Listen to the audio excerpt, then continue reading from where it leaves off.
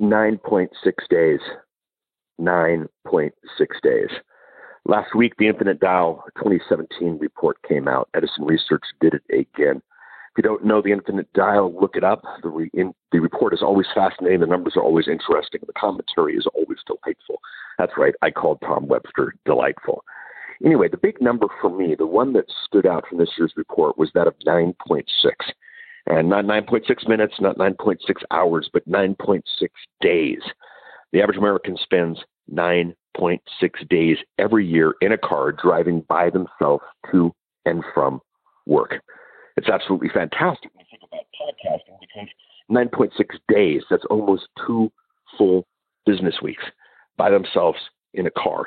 This is the audience for podcasting, not the smartphone user. Of course, the Infinite Dial report, we found out that 4 out of every 5 Americans 18 and over has a smartphone. Not people who are tech savvy, although the world is tech savvy, but the average American. And of course, it's not just the average American, because a lot of people in other countries also drive to work as well. But nearly 2 weeks of time of their life every year spent in the stupid car on the commute. This is prime podcast listening time. This is prime podcast listening time if you are a podcast listener. This is also prime podcast listening time if you are producing podcasts. This is your audience. This is when you want to catch them. By the way, you can also catch them on the treadmill. A lot of time there too. You can also catch them in a lot of places. A lot of time there too. But nobody likes their commute.